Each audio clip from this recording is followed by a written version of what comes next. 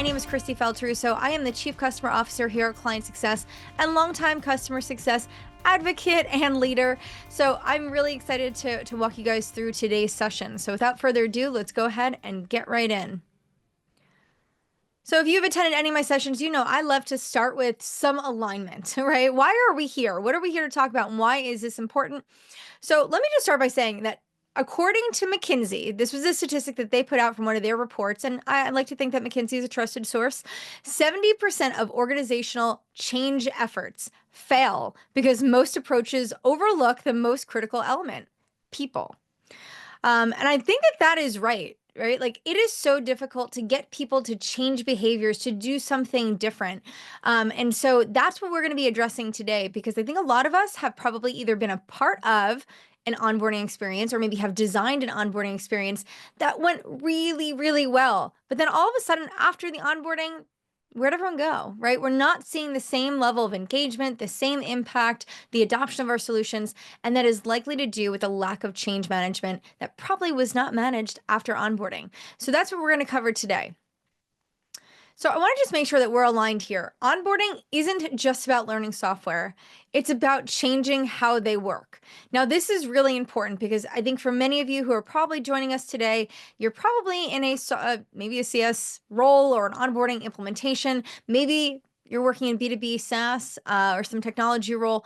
The idea here is that obviously our job is to help our customers understand how to configure our solutions, how to set them up, how to use them. But that's often where a lot of companies start, right? When we think about an onboarding experience, it kind of is like this specific finite window, this period of time. And I can't get over how many companies are still trying to say like, oh, great, we're going to do it in 60 days or 90 days. They have some arbitrary date that they're working towards, which means nothing to your customers, guys. So we're going to talk about that in our fourth session, why that is not the metric to manage too. But the idea here is that we get to a place where we have enabled our customers on how to use it, but then we leave them, right? Or you pass it over to a CSM, or you say, you know what, good luck, we'll see you at the end of next quarter or something like that. But they are not clear on how their workflows need to change in the organization in order to fully adopt your solution. And at the end of the day, like they're not the experts in your product, you are. And guess what? They're also probably not experts in change management. Now, I'm not saying that everybody who is in a CS role is a change management expert, but we're definitely going to have to start to be, and we're going to have to lean into that. So we're going to talk about today, how do you design something that's going to help your customers after that designed onboarding experience to make sure that we are changing how they work.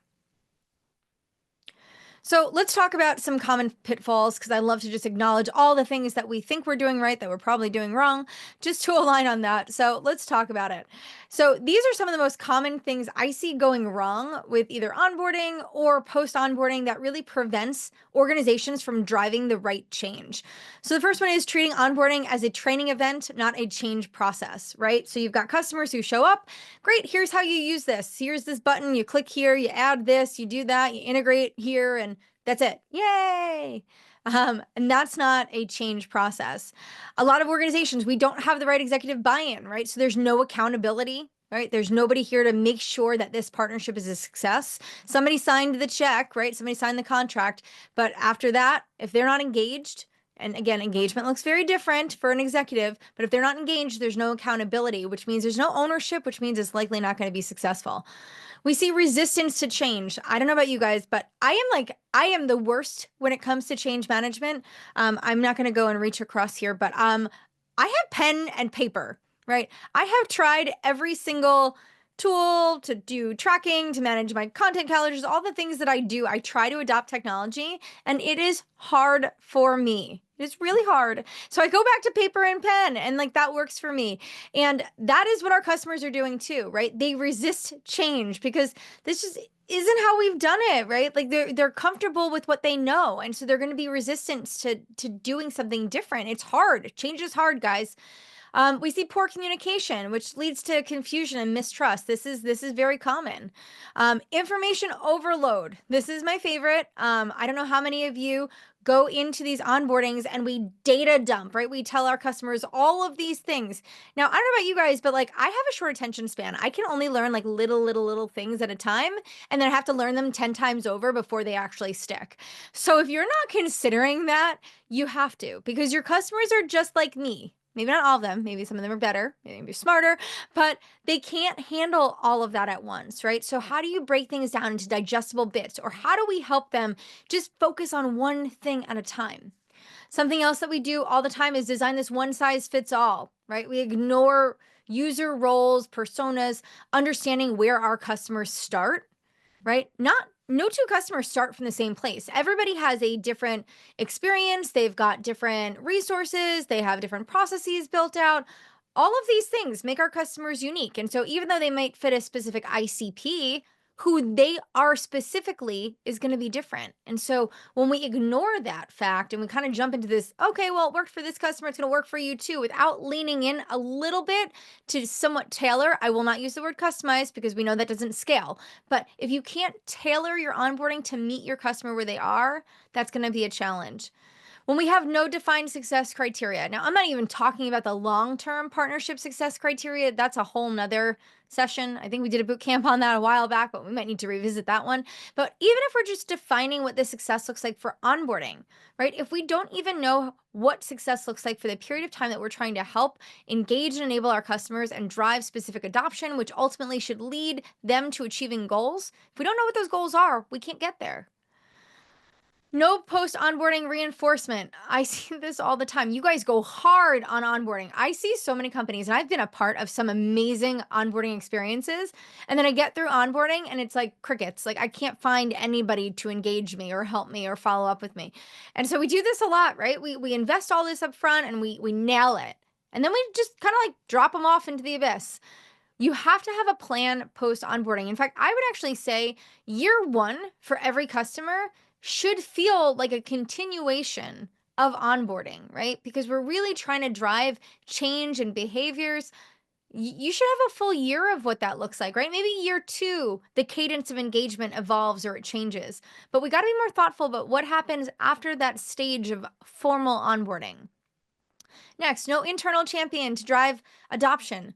Guys, you can't train a whole team and then not know who the person is who is going to own and champion your product in their organization. So when I say this, I'm not even talking about the person who likes you or the person who showed up. By the way, just because somebody is assigned to manage onboarding does not make them a champion. What I'm looking for is who is the person in the organization who is holding up a sign that says, this technology is amazing. It is going to help us. We are going to be better because of it. Like, I need a visual. I'm a visual person. So I'm imagining who is this person who is actively holding up a sign who is saying that we need this. We need it to work. We're going to be better because of it. That is your champion. If you don't have that person, guys, you don't have a champion. You have a point of contact. Okay. And then lastly, thinking that go live equals success. Ugh. I see this too, guys. We do this all the time. And listen, I'm notoriously like I have checked many of these boxes in my career. So I am guilty as well. But thinking that go live equals success, right? Yes, we got through it. We trained them, we enabled them, we configured the thing, we did the integration, we checked all of our boxes. Yay, success. That is like not even remotely success. That's not even close to us having been a success. That's like the beginning. That's like we're ready to be successful. But that is not success. So we need to stop defining that completed process as success with the partnership. Success will happen when our customers achieve something, a milestone that drives impact and change for their business. All right, so now that we've aligned, we all do these bad things. Maybe you guys have done one, maybe you've done all 10. I know that at some point I probably have checked a lot of these boxes. So we're all going to try to be a little bit better, but these are things we need to avoid. This is what we're going to talk about today. All right, so I'd like to share a story. So this is not that long ago. So this is a customer of mine. So this is a real true life story. The change flop, I'm going to call this. So imagine it was an MTV reality show. But we had a customer where we had, they signed the contract. We're so excited. Everyone is like pumped and ready to go. We have strong executive engagement in the kickoff. We've got active onboarding participation. We've got like the entire team that we need. We've got the admins, we've got administrators, we've got people in ops who are designing the processes, we've got execs who are checking in. We're doing the thing, right? It's like good. These folks, they came in, they had clear and predefined strategy. They knew exactly what they wanted to do and what they wanted to achieve. I mean, like I feel like I've struck gold with this customer. We have a like almost flawless deployment. Okay, so what I mean, all the integrations, they're syncing, all the fields, they're getting filled. We love it. The platform configuration, all of the parts of the platform that need to be configured in order for them to achieve their goals, we have a strong configuration, not like a V1. Like, I mean, we are good. They have had iterations on it. They know what they're doing. We're set up for success. Okay, we have a successful onboarding and end user training. So we're also making sure, okay, how do we train the folks that will be using our technology? Because again, those are different. The people that configure the platform, your administrators, are sometimes not the people that will be using it in the day-to-day. There's a whole maybe army of people who will be using your tool once it's set up. So we did all those things. I'm like, yes, I have the exec. We're all configured. Everyone's trained. Yay. You know what happened? Okay, we had this customer for a while. I go back maybe 6 months later, and I'm talking to the executive. Now, mind you, they did have exec turnover. This is important. So I'm trying to build a new relationship with this new exec, and I'm like, yeah, we had such a strong engagement during onboarding, and the team did a wonderful job with the adoption, and they built everything out, and like it's beautiful, flawless. You know what the executive tells me? Nobody in our organization is using your product. And I'm like sitting here going like, well, what do you mean? How is that even possible? Like it's designed impeccably. It's like the perfect setup. And what we found is that the person who designed it, who configured everything, never rolled it out, never did anything to help those end users use the product. There was no accountability. There was no one making the team use it. It was kind of like optional. It was like, oh, great. Here's this really great platform. If you want to use it, it's here for you. But there was no one enforcing it. There was no one driving it in the organization. And so this beautifully set up, well onboarded solution was just sitting there doing nothing. And I use that. It's an extreme example. It's an extreme example. I know that. But this is the reality, guys. This happens because we don't pay attention to what happens once we've completed that stage. And I know that for a lot of organizations where you have a ton of customers, maybe even your post-onboarding engagement model scales back significantly, right? The cadence of engagement is a lot less than it was during onboarding. And that is intentionally designed that way, and that's okay.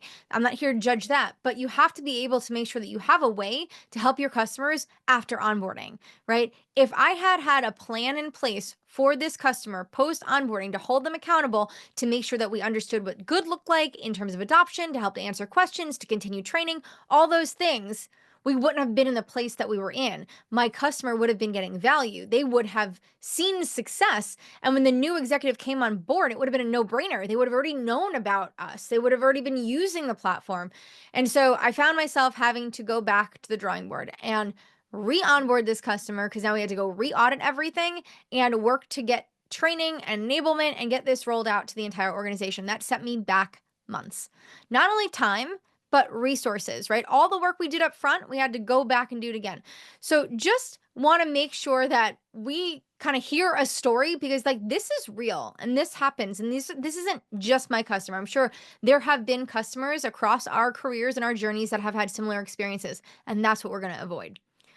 So I'm going to give you guys 5 pieces of advice, things that we can do to help navigate this and to prevent this from happening to you again or in the future. So we're going to start with the first one here. You're going to set up a post-onboarding adoption plan, okay? This is something that you should be designing before onboarding ends. Your customers should have a really, really clear understanding of what happens after onboarding. We don't want to wait till onboarding's over and be like, okay, great, now here's this next thing. We love the ability to talk a little bit forward with our customers, right? And help them understand and visualize, like, this is what's going to happen next. And here's why what we're doing today is going to be important tomorrow. You have to plan with your customers, because like I always say, people want change to happen with them, not to them. So you got to bring your customers along. That's why it is important that they understand what's going to happen after onboarding. So we see this customers go through onboarding and then nothing, right? We don't have a structured plan, and adoption stalls. This is a common pitfall. We talked about that. So here's some advice I'm going to offer you. you're going to design a plan, right? Something that you can use as a template for all your customers. Now, the cool thing about the plan that we're going to create is that it's going to be flexible, right? There's going to be certain inputs here that will allow this to feel very bespoke for your customers. But at the end of the day, it's got to be low calorie, low effort for your team because we're not reinventing the wheel every time we've got a customer coming through onboarding. But you need to have something that your team can work off of, but that your customers will feel guided by. So that's the first thing, okay? These plans, these templates, don't need to be beautiful. They don't need to be super robust. They just have to be clear, right? Your customers need to know what's happening and what are they working towards. And then again, let them lean into that. You're going to pre-populate your plan based on your customers' goals. Okay, so before you just show up with this template, you're not, when I say people want change to happen with them, yes, but you're going to go and pre-populate some of this because you also don't want to have your customers reiterating and restating things that they've already done before. So think about this. Your customer tells you that they've got this goal of, I don't know, increasing revenue by $1 million, making this up. You're going to pre-populate some of that context into their plan beforehand, right? So that way it's very clear, like this plan is designed for you and here is what is going to happen. So that way we can go and move forward on this together. Then lastly, you're going to share that plan before wrapping up onboarding. Like I said, we are not going to wait until onboarding is over. We want them to have a few minutes to digest that while we still have this specific cadence of engagement in place. That way it's very clear. So this is what I'm telling you. Step one, if you don't have a post-onboarding plan in place, that's what we're going to work on. Okay. So this is where we're going to work on this after. Now, I want to give you guys a little advice. So what we're going to include in this plan, okay? Now, I see a question here somewhere. I'm going to try to incorporate this while I'm speaking. So I'm trying to multitask. I'm looking at the chat. I'm also presenting here. But so you're talking about like at what point the customer success plan takes place. I mean, I think this is a part of it, right? Like your customer success plan isn't a stale, stagnant document, right? It's very fluid. You're working with your customers. So I would actually say like this is part one because you've got to get them adopting your solution before we're going to go deep in just the success metrics, but they're all kind of one and the same. So we're going to talk about this. I think it's a nomenclature thing. You can call this whatever you want, guys. I don't care. But at the end of the day, you just want to make sure there's a very clear plan that happens after onboarding. But this one specifically is focusing on change management, ultimately adoption. Okay. Your success plan might have a different objective in mind. So that's where the difference could be. But for the plan that I'm talking about here, the first thing you want to think about is success milestones, right? 30, 60, 90. What happens after onboarding? Now, I'm not talking about the first 90 days a customer is signed and that they're with you. That's usually onboarding. So what I'm talking about here is what happens after onboarding. What does the first 30 days look like?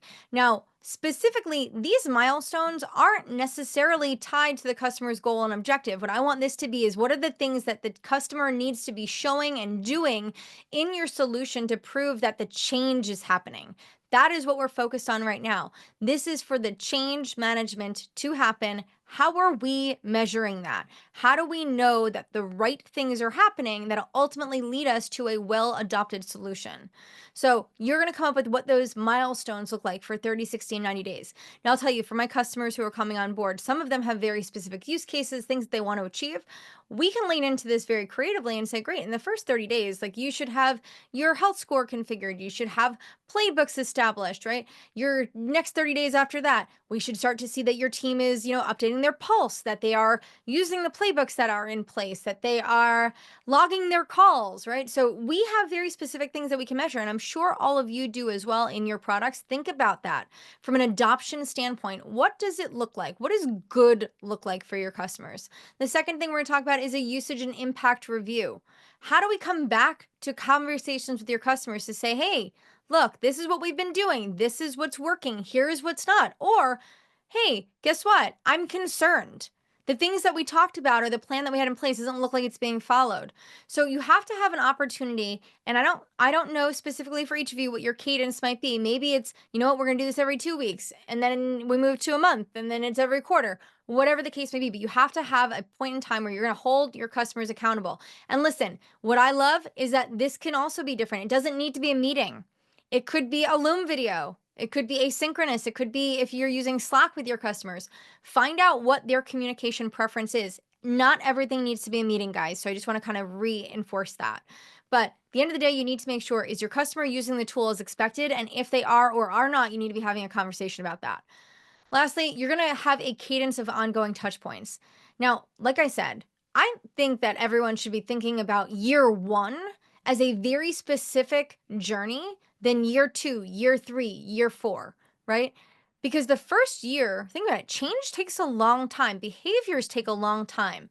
You have to be able to invest the time into your customer to help them get where they're going.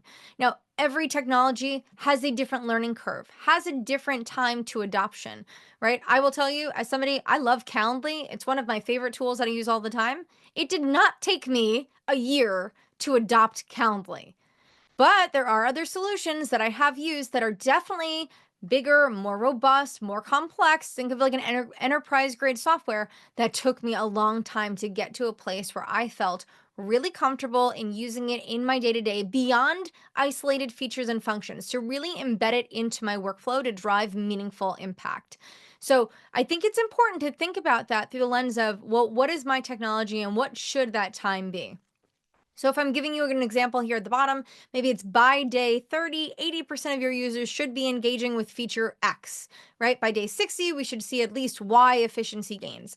You're setting very clear and specific milestones and goals so that we can measure it. So we know, did we get there? Did we not, right? Are we falling short? Why? What's going on? So I am a big proponent of putting numbers behind this, guys, things that you can measure, things that you can quantify, or else it's arbitrary, right? Like, oh, yeah, we feel like the team is getting a lot of value from this. Nobody cares what you feel. What is the data telling us? So you got to push to have some of these things in place. All right, so let's talk about the second thing. We're going to identify and enable champions to drive change. Now, remember, just because they show up to your calls does not make them a champion. It makes them your point of contact. We have to know and acknowledge the difference. Without these internal champions, guys, you're going to have your customers always going to go back to their old ways. Okay, you need somebody who is accountable and who's driving change internally. When you're the vendor, it is very difficult for you to dictate what happens. So you need somebody who is going to own that internally on your customer's end, right? Like I could tell my customers all day long, hey, these are the things we got to do. This is what should be happening. I don't work for them. I am not there day in and day out. Again, we're leading the horse to water, but I need somebody to kind of like shove the horse's head down. And that's your champion. They're going to go and do that.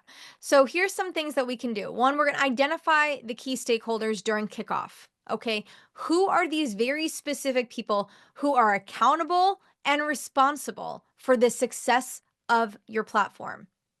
Okay. And I say those two things very specifically. Okay. Accountable and responsible. Think of a racing matrix, but you need to find out who ultimately owns the success of this project because they're going to have a little skin in the game, right? Because they're the ones internally who are going to be accountable for the success of this. They're the ones that have to answer to finance. We bought this product. Why or why not was it a success or not a success?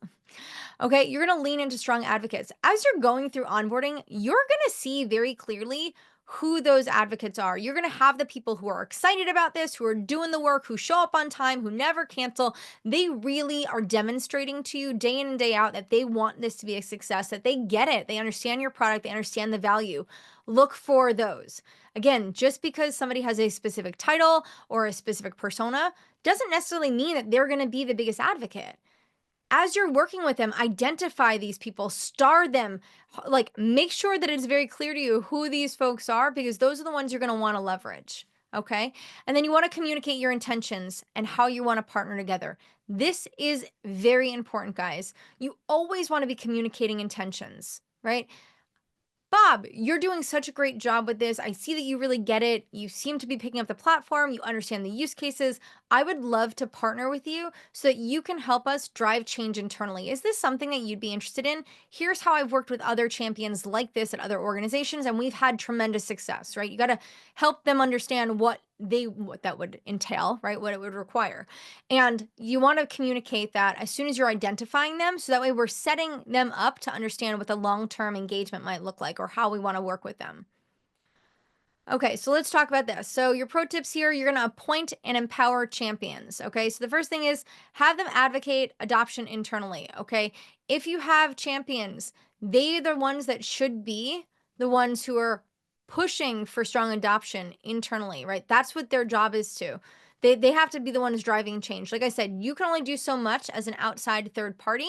Yes, you can give them the tools. Yes, you can give them the training. You can give them the best practices. You can tell them the stories. You can do all the things. But you do need somebody internally who's going to help drive that change. You need to make sure that they're advocating for this, that they understand the value, that they can articulate these things, guys. That is important.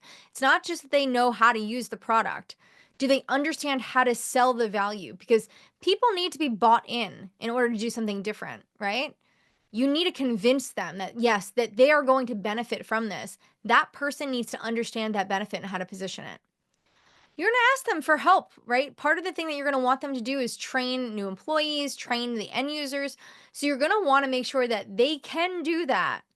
Okay, this isn't just by idea, like we're not just identifying somebody and putting a name badge on them that says, great, you're the new advocate. No, you have to set them up to succeed. What does that look like? How do you empower them? How do you train them differently than you might train somebody else, right? This is the train the trainer mindset. It is very different than training the end user. You have to have a train the trainer framework, okay? The last one here is you got to reinforce new workflows when resistance arises. Okay, these folks need to be able to say, hey, Bob, look, I know that you're used to using pen and paper like Christy and that we can't teach old dogs new tricks, but internally here's how we're tracking that. Here's how we're using this. This is why this is important to the business. This is how it's going to help you, right? They have to be the ones internally course correcting. They have to be the ones saying like, oh, I see that this thing is happening. We got to get Bob back on board, right? And it could be like Bob doesn't know how to use it or Bob doesn't really like it. And like, let's lean into that. But they have to be the ones helping with that. So as you identify who these people are, these are some things that you are asking of them, right? To advocate internally and understand what that looks like.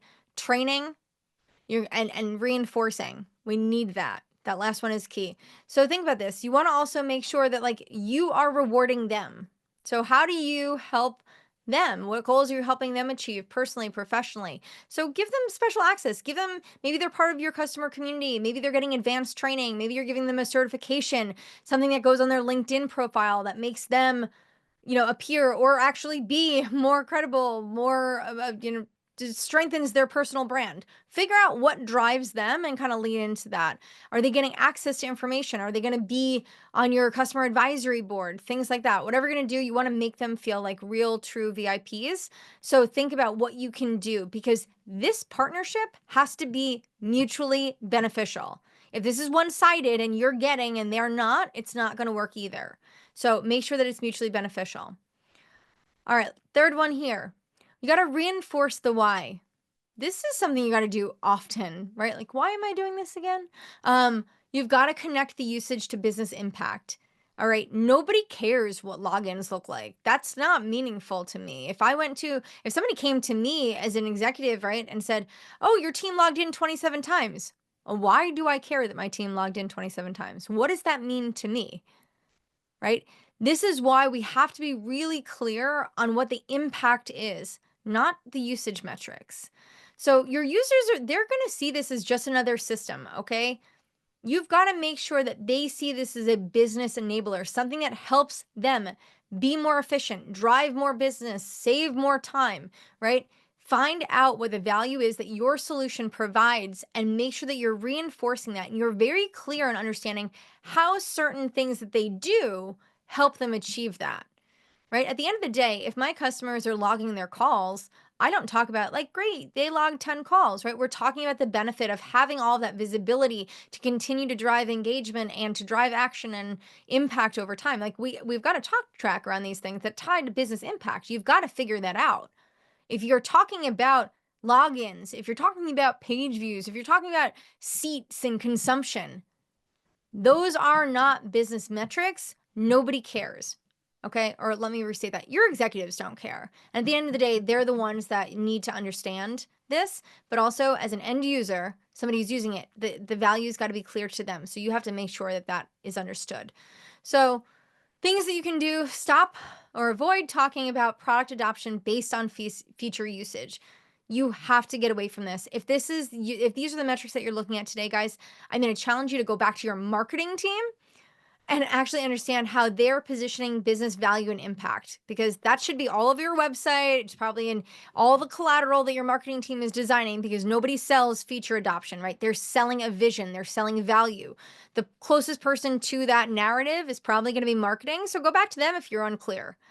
Highlight performance impact early and often. This is the other part of this. When I talk about reinforcing the why, you have to be able to understand when there is a win, it needs to be socialized, and you need to do that immediately. If you're a team that is designed to engage with your customers quarterly and you're waiting to that meeting to socialize impact, I'm telling you, you're losing time. And we say time kills all deals, right? It's the same thing here. You need to make sure that as soon as you understand what the business impact is for those customers, that you're socializing it. And again, does not need to be a meeting. It could be a quick 3-line email. It could be a 30-second Loom video. It could be a Slack message. It could be a meeting if it needs to be, but it doesn't have to be. But if you are not communicating this to your customers early and often, right, it's going to be lost. We're trying to drive change, and that means we need repetition. We need reinforcement, and that has to happen often. Think about it like when you have somebody who's trying to lose weight, right? And you start going to the gym. The minute they start seeing those gains in the gym, whether it's weight loss or muscle gain, whatever the thing is, once they start seeing that, they're that much more motivated. They've started to see the impact. Yes, I see that the work that I'm putting in is paying off. It is the same thing for your customers. Help them understand that the work that they're doing is paying off. All right, I'm going to give you a pro tip. Here we go. So product usage to business value. Okay, you've got to be able to tie these things together. So first thing here is how does your tool, does it save time? Does it reduce costs? Does it drive revenue? These are like the common things that technology should be doing for the most part. Connect the dots to these things. So you have to be able to understand how a specific feature or some kind of functionality in your solution impacts that outcome, right? If I do this, this happens. Okay, you have to be able to understand that direct correlation or causation. Okay, spend the time to map that out. The second thing, success stories from other customers or internal teams. People love this because, again, this is like a keeping up with the Joneses thing. This is like a real psychological thing. People want to be as good as those around them or their neighbors, or they want to be better, right? So how do you help socialize the wins that other folks are having to motivate and inspire? Now, again, I'm going to go back to the exercise thing, guys, because outside of customer success, I think exercise is the only other thing that I'm extremely passionate about. So forgive me, but I'm going to go down this rabbit hole one more time. Think about that. How many times do we consume, or how many times does Christy consume TikTok videos or Instagram posts about people who have had success, right? They've done this thing, they worked out, they did this workout, they saw these gains, they ate this meal plan and they lost this weight, okay? Clearly, this is all I consume on social media outside of LinkedIn. So but those success stories help motivate me. They help inspire me. They help me drive forward. They keep the momentum going. The days that I'm feeling less motivated or I don't want to do the thing, I'm going to do the thing because I saw that somebody else did the thing and they did it consistently and they saw the win. I want that win. Your customers are the same. We're all humans. Doesn't matter if we're talking about B2B software or we're talking about something else personally. These are the things you need to understand, right? It's that psychological impact. So help them understand and visualize because other people have done this thing. Last one here is metrics that prove real world impact. You have to figure out those metrics, okay? It's not just the understanding of, hey, if you do this, this will happen, right? Like if you use this, you'll save time. Great, well, prove it to me. You guys have to be able to tie specific metrics to that. You cannot manage what you cannot measure, okay? You have to have measurable metrics. Figure that out. And I know for some of you, this is not something you have readily available today. I get that. This is not going to be easy, but it's going to be worth it. So I need you guys to go back to your teams and figure out how do you get access to the data so that you can do this thing. Now, I'll kind of leave you with this. Customers who do or use this workflow, right? Here's an example. Customers who use this workflow, they see a 30% reduction in manual work. Let's make sure your team gets that same benefit. That is a great way to plug something when you're introducing a workflow or you're talking about it or you're reinforcing it. You're helping them visualize what the outcome will be. Okay. And that's the same way that your sales team sold, by the way, is they help the prospects visualize what's possible. Okay. It is the same concept. You want to help them visualize what's possible. So if we do this thing, we're going to see this impact. All right. Next one up. You got to monitor early adoption signals and intervene quickly. This goes back to what I said before. If you're waiting to your quarterly meetings to go tell somebody that something is either going really well or really poorly, you're wasting time. Okay. You need to be able to intervene quickly. If I'm watching my customers' usage and adoption, all of a sudden we're up, we're up, we're up, and then all of a sudden it drops down, I'm leaning in. I'm going to go and I'm going to inquire about what's going on. And let me tell you, when I do that, things that I have learned, oh, Mary left. Okay, well, Mary was my strongest user. She was the person who was getting the most value from this product. If she's gone, I'm panicked, right? So, like, what do I have to do? So, you might find out that somebody left, something changed in the organization. Is this no longer a priority? Is there competing technology? Like, you have to understand what is happening there. Is it, oh, I just didn't get it. There was a new release. Something is broken. Guys, you have to intervene and ask great questions and figure out what's happening. Because the minute things go wrong, if you don't hit it and tackle it at that point, it's going to continue to go wrong. And when it gets to a certain point of wrong, and we'll say that wrong in this case means that they're not using your product, it is really difficult to get them to go back. Okay? When they stop doing the thing long enough, it's hard to go back. Okay, I'm going to use my analogy one more time, guys, and you're going to forgive me. But if I don't go to the gym for 3 or 4 days, that is too long for me. Okay, it is really hard to motivate day 5 to go back. Okay. And I know that about myself. It is hard to get people to go back, get them back on track. You cannot let days, weeks, months pass. So please, you've got to intervene. All right, so share adoption metrics with key stakeholders. Figure out what those metrics are and make sure that you've got a regular way to do it. Now, things that I've seen really cool, folks that have in-app messaging or in-app data sharing guides, things like that, awesome. If there is a dashboard that your team can log into to see how people are using it, help your customers set up alerts so that's automatically shared with them. Maybe you have to pull the report. Okay, too bad, so sad, but let's get it out there. Okay, you have to be socializing these changes. And you need to explain the intentions of the monitoring because we're also not here. Like, this isn't like we're tattletaling, right? Oh, well, Mary, you were logging in every day and now Mary doesn't seem to be doing her work anymore. That's not what this is, right? The idea here is that we want to help our customers get money value, right? The ROI from the investment that they're making here, right? So they've made this investment. How do we make sure that you're getting the value from it? You have to explain the intentions. I am not here to tattletale. I do not benefit personally if Mary does or does not log in.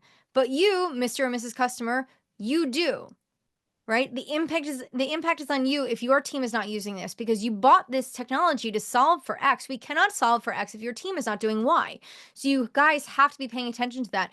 Please explain your intentions and you have to disarm folks, right? Do not make them feel like they have to be defensive. Things happen, things come up. Oh, you know what? I lost my login and I forgot this week and I just have been writing it down. I'm sorry. People need the reinforcement. It's okay. Hold them accountable, but figure out what those things are that you need to talk about. All right, so here's your pro tips. You're going to track leading adoption indicators. Figure this out. Maybe it's login frequency. Just something that you can see. Now, again, these aren't the metrics of success. This is just what are we seeing as these like leading adoption indicators, right? Has login frequency changed? All of a sudden, remember I said, Mary's logging in, she's logging in, she's logging in, she's not logging in anymore. That could be a signal to you that you need to go and have a conversation with somebody.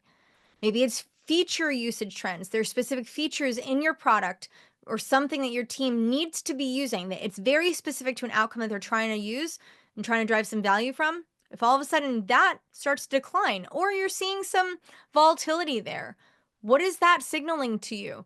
Ask the questions. And maybe it's not even a bad thing. It could be, hey, Mary went on vacation. Good for Mary. Maybe Sally's on mat leave. Okay, good, great. These things happen. So asking the questions isn't a bad thing. It actually shows that you are committed to your customer's success. And this is one way that you're demonstrating that. This is actually your job. So if you ask me, no one should be defensive about this. This is you doing your job as a great customer success professional. And the last one is support tickets. I like this one because no product is perfect. And early on in the partnership, there is no way that your customers know how to do everything. So they'll likely submit a support ticket if they're like, hey, I'm trying to do XYZ and I can't figure it out. When there is strong adoption early on, there is sometimes a correlation, and I said sometimes, don't hold me to this, guys. Sometimes there is going to be an influx in support tickets because they're trying to figure something out and they're looking for help, they're looking for guidance. It could also be if you can track things like your knowledge base engagement. how many times they're going to your knowledge base. If people are looking up self-help, trying to figure things out on their own, these are good signs. If they're not doing any of this stuff, ask why. Maybe they didn't know about it. This is also a very, very valid point. So things like you can lean in and say, I noticed usage of blank has dropped 20% this month. Let's chat about it. Like, what's getting in the way? What's happening here? Did something change? Disarming conversations. Nobody is on the defense. You guys have to figure this out. All right, you need to create a continuous learning and adoption loop. Okay, like I said, onboarding doesn't stop when onboarding ends. It continues. It's almost never ending, right? It's like, this is the song that doesn't end. Okay, I won't do that to you guys, but you know what I'm saying, right? It doesn't end. It keeps going. So you have to make sure that how do you continue to educate and enable your customers? What does that look like? Your product hopefully is evolving. Your team is probably releasing product maybe every week, every 2 weeks, every month, maybe every quarter, there's a big media release. Guess what? Your team needs to be enabled on that. Your customers need to be trained. They need to be enabled on it.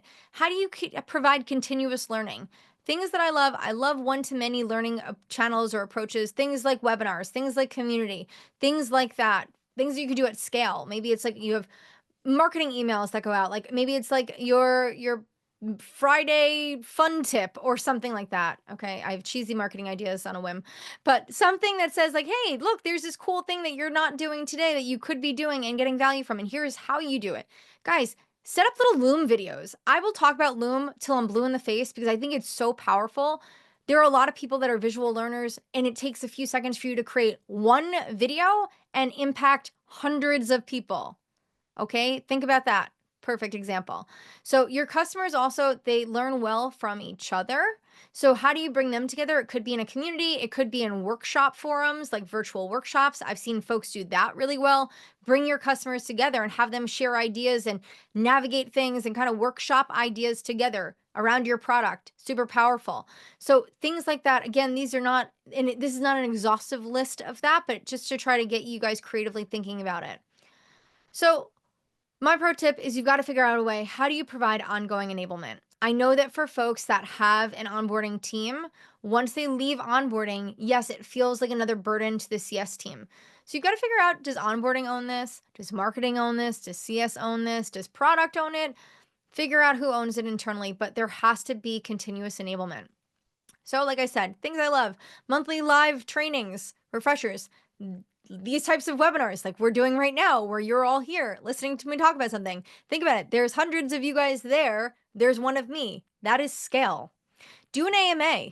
I love an AMA. Show up, have an expert, and then allow people to show up and ask questions. Most people will register with the intention of not even asking a question. They just want to hear what other people are asking so they can learn. Super powerful. Create bite-sized video tutorials in-app or via email. I love this, guys. If you can do in-app stuff, help your customers where they are. If your technology enables you to say, oh, my customer is in X module, do a little pop-up that says, hey, did you know that you can do blah, blah, blah, blah, blah. It could even be text. It doesn't have to be video. You don't have to get that fancy. But being able to like meet them where they are, really, really powerful stuff. Lastly, a customer Slack community, a community hub, any of these things, internal knowledge base.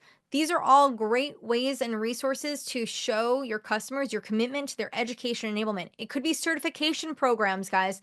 There are so many things you could be doing, but it has to happen.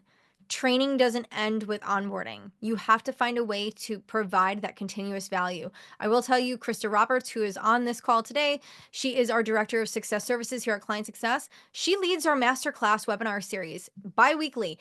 Every other week, she is putting on a session that trains our customers on how to do something cool that they probably didn't even know our product could do. That is a great way to scale learning. And then guess what? Those videos, if you can't join, we leave them, we house them. People can go watch them. They're wonderful for onboarding new people in the future, things like that. That content is evergreen. It is valuable stuff. You do it once, you keep it going. So these are things that I think are really helpful for folks. So again, just an example here, right? Like create a 2-minute video, 3 power features you're not using, but should be, okay? Like very cheeky, but I'm just trying to reinforce the bite-sized learning at the right time is really, really helpful for your customers. Okay, so the wrap up things I'm going to leave you with before we go to Q&A. First one, bring change management conversations into onboarding. You have to be very clear about what we're planning to do, right? We understand that this stage of what we're doing is all about product configuration, enablement, maybe some initial training. But after that's over, our job is to help make sure that your team is adopting our solution into their workflow. Be intentional. Be intentional about the conversations you're having. Second one, create a post-onboarding adoption plan. Don't stop at go live. Like I said, create a template, something that scales, something that you can wash, rinse, repeat. Do it over and over again without the burden on your CS team to have to recreate something that feels very formal, very heavyweight. These are low-calorie things. Design something beautiful in Canva if you want. Leave some fields where your team can go enter in some text, call it a day. This does not need to be a huge level of effort, okay? But design something a little flexible so it feels bespoke to your customers. They love that. Third one, track their usage and adoption, escalate and celebrate early. And I say escalate and celebrate, guys. If your customers do something cool, call it out. People want to be recognized for great work too. So maybe Mary she's killing it. She didn't use the product for a week, but now she came back stronger than ever. She took one of your classes, webinars, and now all of a sudden she learned 5 new things, and she's so excited because that was the thing that Mary needed to learn in order for this to click for her to understand her value, right? What the value is that she's going to get from your solution. Celebrate that. But also don't be afraid to call something out. If it doesn't look good, address it, okay? Please, I think so oftentimes we avoid the tough conversations because we don't want to have them. Trust me, I do not love a tough conversation, but I am here for them. I'm ready and prepared to have them if I need to. You need to as well. All right, last one here. Align with your customer leadership to ensure long-term success. If you do not have somebody internally at a leadership level, leadership does not mean the CEO. It does not mean a C-level executive. Who is the appropriate leader in the organization that is going to be accountable for the success of this partnership? There's a lot of debate whether or not your exec sponsor is the person who signs the check. I actually don't believe that. Different size organizations have different personas, different roles. That is not, to me, what defines it. I want to know ultimately who owns the success. At the end of the day, there's one throat to choke. Who is that person? Okay? Title doesn't mean anything to me. I want to understand, how does that play out in real life in their business? Who needs this to be a success? That will show me who I need to be having those conversations with, who I need to be pulling into that process. Okay, all that to be said, that brings us to Q&A, guys. I know I only left for 5 minutes. I apologize. Too many analogies today, but hopefully they were helpful. So if you have any questions, go drop them over in the Q&A. All right, let's see what we can get to in 5 minutes. I'm a fast talker, guys, so maybe we can get through a few. All right, first one up, Carrie, how do you help the customer drive adoption? Do you provide them with email templates, et cetera, to help them champion your product internally? Yes, so your train the trainer resources and assets might be different than the ones you would use for an end user training. Right. So in organizations, I used to work for a company where we had a very technical product, but we did a train the trainer framework because they were training people in their entire organization. Okay. And the organizations were usually hundreds and thousands of people that they would be training. We would actually have kits. Okay. We would have them go through training workshops, like very formal, very robust, teach them how to pitch, how to train, how to enable folks on our product, and give them assets. Now, that is a very extreme example, but we had to do that because of our product and what we were trying to accomplish, the scale of it. That's not necessary, but you are going to have to think about, what does this person need to be armed with in order to go achieve the objective of driving change in their business, okay? Maybe it's giving them some PowerPoints and training them on how to pitch it. Maybe it's giving them, some things in the platform or use cases or workflow. Maybe it's certifying them on how to demo your product. It could even be, right? Like, think about how your sales team gets demo certified, right? They know how to demo your product. Maybe you do a demo certification for the trainers so that they know how to effectively demo your product and how to talk about it with value and impact in mind. So again, I'm giving you very extreme different ends of this, but yes, you have to be intentional about how you enable these people if you are expecting them to go and enable others, okay? Same things that they now need to know. How do you pass that along? It's going to be a little bit different. So it could be emails, could be decks, could be templates, could be resources in your product. It could be webinars. It could be a whole mess of things. Also, I will say, I've also seen some teams do it collaboratively, right? So they might have the person who is training, like the internal trainer, but then maybe they're partnering with your CSM. I did this with a lot of companies years ago when I was a CSM. What I would do is I would find my champion and then we would co-present. I would go on site. We would do like 2-day trainings or workshops, and we would tag team and do it together because they have the context of the business and the workflows and the use cases, and I was the product expert. So partnering together allowed us to be really, really effective. So again, get creative. Don't be limited by the examples that I'm even giving you today. What works best for your customers, your personas, especially with your product? Okay, another question here. What if the onboarding team is very siloed and a proper handoff has not happened until after implementation has been completed?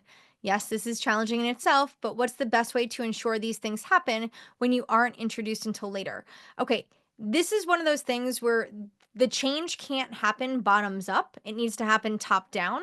So we've got a little bit of a design issue here. You're not going to be able to, if you are an individual contributor, you're probably not going to be able to influence the change that has to happen there.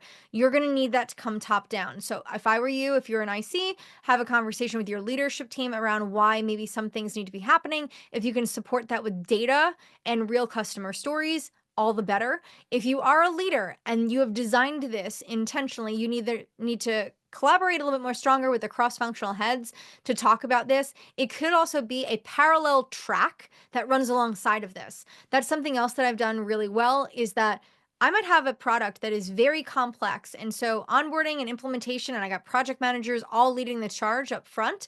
But as the CSM who would inherit this afterwards, I am running in parallel with them, which means I might be having conversations simultaneously. I'm not disrupting their work. I'm not asking them to do anything different. I am layering in to continue to progress the partnership, so that way when there is that transition, it doesn't feel so disjointed, right? I've been there the whole time. Okay. So there's different things you can do, but change has to start at the top if you want everyone bought in and you want to see things happening differently. It is 2 o'clock, guys. I can't get to any more questions. If you want these questions answered, though, you can find me on LinkedIn and shoot me a note, or you can email me, christy.falteruso@clientsuccess.com, and I will do my best to get to them and answer them for you. Thank you guys so much for carving out an hour of your day. It is not lost on me how valuable this time is. So just want to thank you again for joining me. Welcome back if you did come last week. Welcome if this is your first one. Hopefully I will see you guys again next week, same time, same place. Thank you guys again. Have a great rest of your day.